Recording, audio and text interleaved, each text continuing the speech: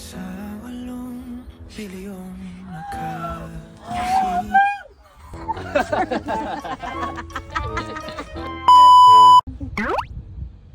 Tinitikman ko. Oo, tikman mo lang eh. So easy na rin na rin. Ito ganito. Dito Dali ba? na, ikaw na, dali na. Ang sama ko.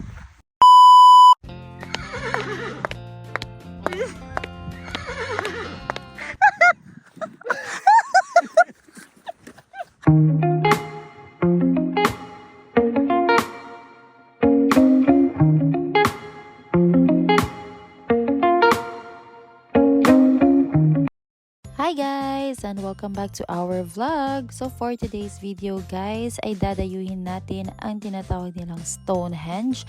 It is one of the most historical and popular places here in Europe. So actually, I am here together with my husband, AJ of course, and with my uncle and auntie. So guys, upon entering the area of responsibility, ay matatagpuan natin itong hall na kung saan ay makakabili kayo ng mga tickets, and of course, if you want to use the comfort room, meron din dyan, buy some souvenirs and everything.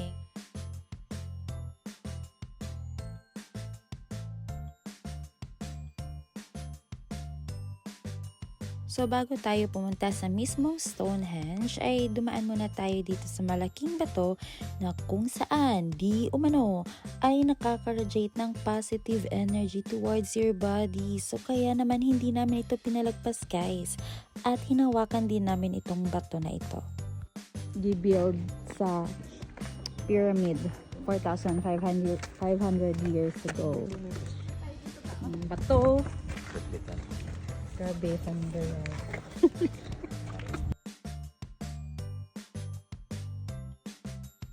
So tara, dito naman tayo. Hindi kompleto ang pagiging turista ninyo guys kung hindi kayo lalapit sa mga ganito at kunwaring magbabasa. Pero char, nagbasa dyan ko guys.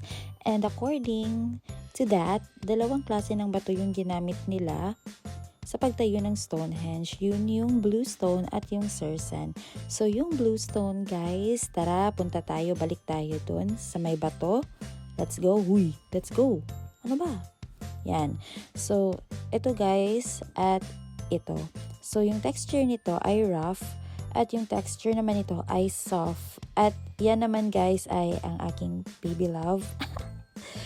Yan. So dito naman guys, makikita natin ang dalawang to na kung saan, ewan ko, gusto ata nilang iuwi yung bato na yan at gawing ref magnet sa bahay. Kaya umalis na lang ako at pumunta sa parting ito. Dito naman guys ay ang mga bahay di umano ng mga nagtayo ng Stonehenge. So actually guys, hindi talaga sure kung ito or ganito talaga yung forma ng mga bahay ng mga nagtayo ng Stonehenge. Kasi remains na lang ng mga materials ang nakita ng mga nakadiscover. So parang inassume nila na ito yung bahay. Oh my gosh, so assuming. Yan sa loob. Gani mo, gini siya. Dara oh. People built and used Stonehenge. Probably live in houses like this. So, dili siya sure. Pero, katong kuan daw, pag adto nila, pagkakita nila, na ay mga remains inani ba? So, ila lang gi-recreate. Talagang village na ganito yung material nila. Gi-recreate lang nila, pero probably, so, basta inani daw ang balay. It's nice. So, let's go inside. Torta mo guys.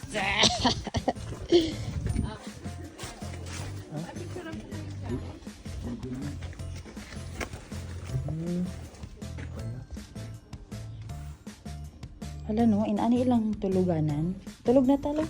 Ay, kahoy to. Pag ito siguro yung sa campingan, siguro baka 1,000 kada linggo. Nya kung magpanitan mag-bonfire no, mag-bonfire nya ano ang ano dito kalayo di.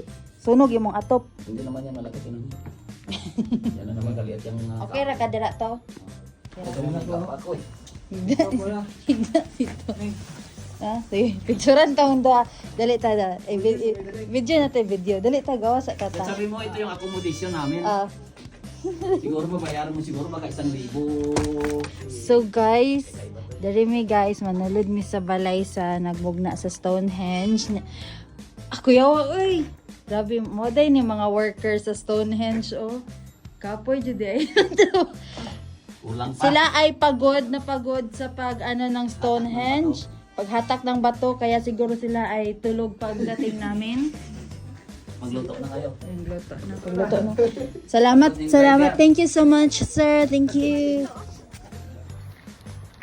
I like shiny things, but I marry you with paper. Yay, video na ni. So in this moment guys ay naglalakad na kami papunta sa mismong Stonehenge and grabe, sobrang ganda ng view, sobrang as in parang nasa postcards, ang sarap huminga, ang sarap mag-walking, mag-jogging, kahit na mag-boxing, o char, diba? So ako naman, ito naman si ate new girl ay nagpakuha ng video para may pang my day, pero hindi ko yan na my day guys, kaya sinali ko na lang yan dito. So enjoy muna tayo while walking.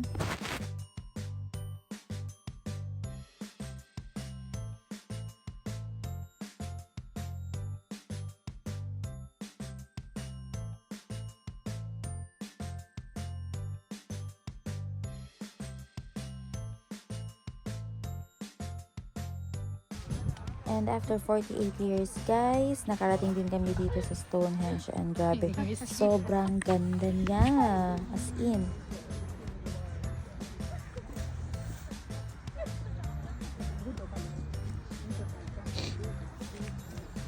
Kulitan daw kanimo. Wita sa kuy. Ning.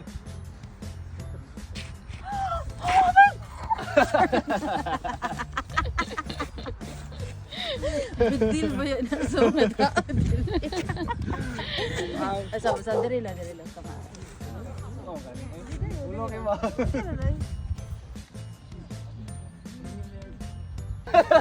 Dapat mo ano ka pa sa puro. Let's go. Let's go back. Ita hadaw nga ta. Nice ka ay dito.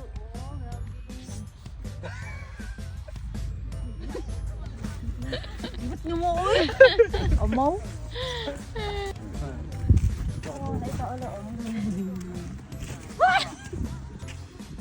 Kasi siyempre gusto mo din na pumasok doon sa may pinaka So, gusto ko to. Maagita sa mga baka to. reception nila, no? Pumunta ko maagita Sa doon ka nagpapa. And that's all guys, manguli na mi kinagsakay ramig kabayo. Bye bye, see you soon. Ganda.